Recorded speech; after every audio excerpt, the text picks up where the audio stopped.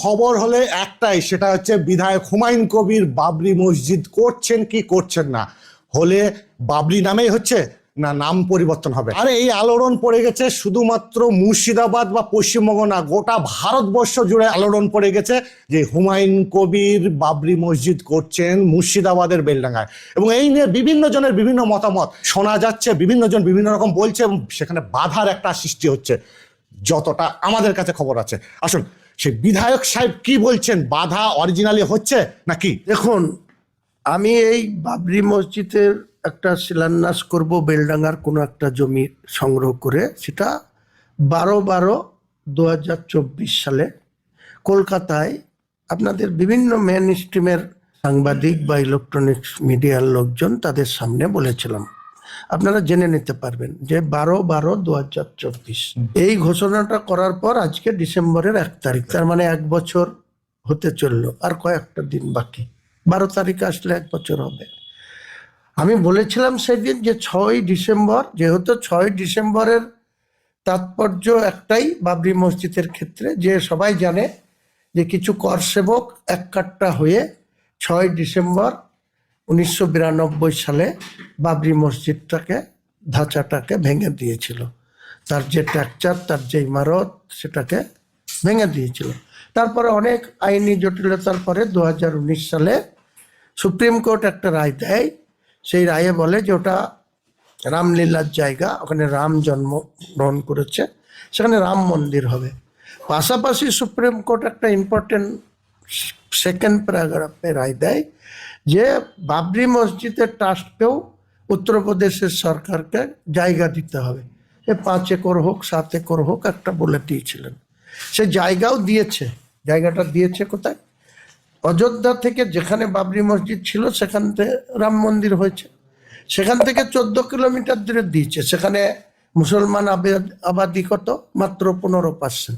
তার ভিতরে 10% গরিব মানুষ, নিডি। 5% হয়তো একটু শক্তিশালী আছে। আমি যেখানে 72% মুসলমান, ওভারঅল 37-38% মুসলমান বাংলায়, সেখানে বাবরি মসজিদ করতে গিয়ে পদে পদে বাধা। আর 15% মুসলমান কি করে সেখানে বাবরি মসজিদ স্থাপন করবে, ভিত্তি দেবে বা কাজ করবে? স্বাভাবিকভাবে তারা করতে পারছে না।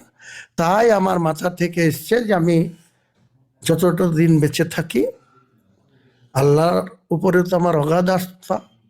আল্লাহ আমাকে মানুষ হিসাবে পৃথিবীতে পাঠিয়েছে, সেই আল্লাহর ইবাদত করা। কখনো পারি, কখনো পারি না। আল্লাহ নিশ্চয় ক্ষমা করবে, না করে যা সিদ্ধান্ত নেবেন সেটাই আমাকে মানতে হবে।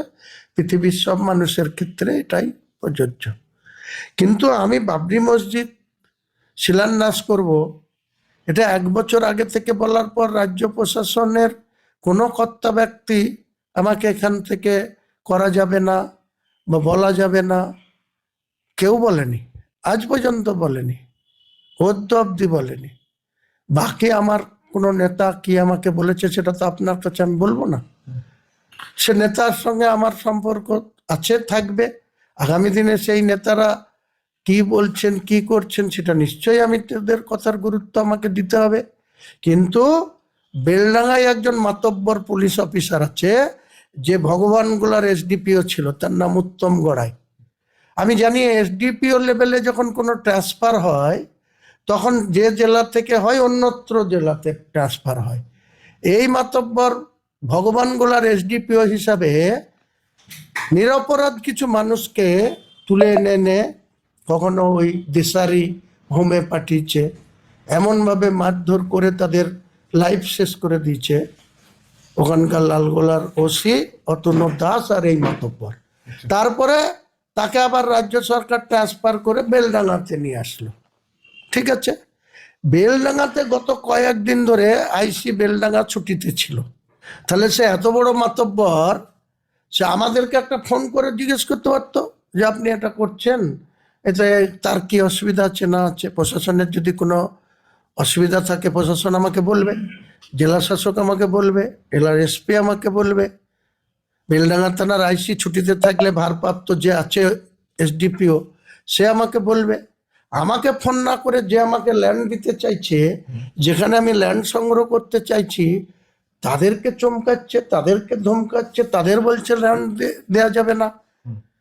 এত বড় হিম্মত কোথা থেকে পাচ্ছে? তার মানে পুলিশ প্রশাসন থেকেই আপনার যাতে জমি না পান তাই বাধা দেওয়া হচ্ছে। একদম উত্তম গড়ায়, স্পেসিফিক বলছি তো।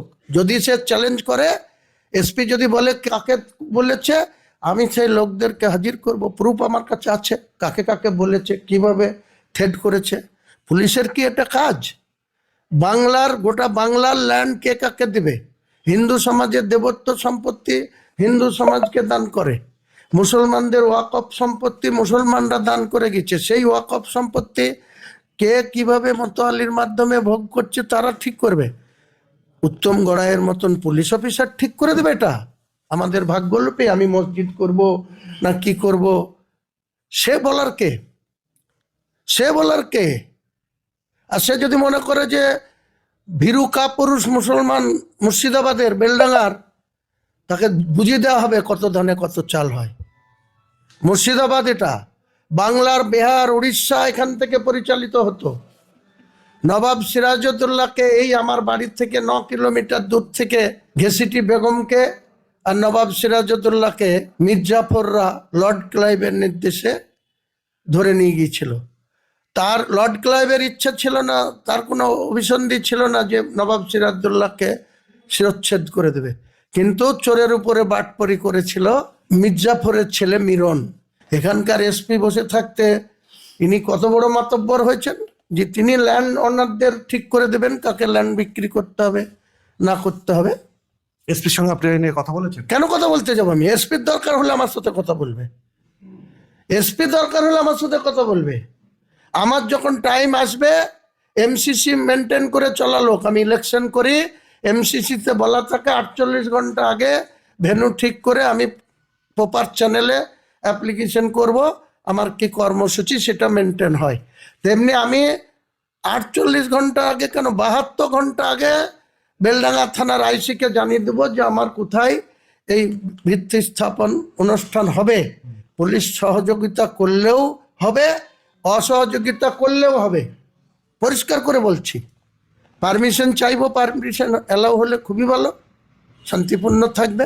আর যদি পুলিশ মনে করে যে আমি বল প্রয়োগ করব, পুলিশ আমাদের গ্রেপ্তার করবে, আমাদের জেলে ঢুকাবে, আমরা তার কি করে মোকাবেলা করতে হয় আমরা করব।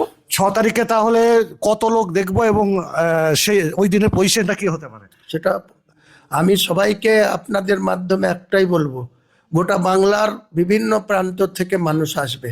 এটা মুসলিমদের আবেগ, এটা মুসলিমদের ইমোশনাল, এটা মুসলিমদের একটা আঘাত। 33 বছর আগে তাদেরকে আঘাত দেওয়া হয়েছে। বাবর কোথায় দেশ আক্রমণ করেছিল, লোদিকে পরাজিত করে বাবর সম্রাট হয়েছিল, তা আমার দেখার দরকার নাই। বাবরের আর একটা নাম আছে জহিরুদ্দিন। সে বাবর তার সেনাপতি বাকি 1528 সালে দায়িত্ব নিয়ে এই মসজিদ ইমারত খাড়া করেছিল। 400 কত বছর ওই ইমারত ছিল। 1986 সালে প্রথম এই মসজিদে নামাজ পড়া বন্ধ করলো ইন্ডিয়ার প্রশাসন। তারপরে 92 সালে সেই শোধটাকে ভেঙে ফেলা হলো। সেটা করা হবে না, সেটা সুপ্রিম কোর্ট যদি রায় দিয়ে থাকে সেই রায়টা আমার সামনে আনা হোক, আমি বাবরি মসজিদের নামে শিলান্যাস করব না। কিন্তু সুপ্রিম কোর্ট তো বাবরি মসজিদের ট্রাস্টিকে ল্যান্ড দিতে বলেছে বাবরি মসজিদ বানানোর জন্য। সেখানে কি হরিনাম করার জন্য ট্রাস্টিকে সুপ্রিম কোর্ট ল্যান্ড দিতে বলেছে? তাহলে আমার এখানে বাবরি মসজিদ বানাতে আইনগত বাধা কোথায়, সংবিধানে বাধা কোথায় বলুন আপনি? তার মানে এটা মানে বলতে গেলে সংবিধানে হচ্ছে না, আইনগত হচ্ছে না, এটা গায়ের জোরে বাধা দেওয়া হচ্ছে। তাই তার কি পুলিশের অফিসারের কি এটা কোনো duty? Police law and order দেখবে, থানাগুলো ল অ্যান্ড অর্ডার দেখবে, SP law and order maintain করবে। তো উত্তম গড়াই এত বড় বাহাদুর অফিসার হয়ে গেছে, সে বেলডাঙ্গায় কে কাকে ল্যান্ড দিবে, কে কাকে ল্যান্ড দিবে না, কার সাথে ল্যান্ড কে কিনবে তা ঠিক করে দেবে।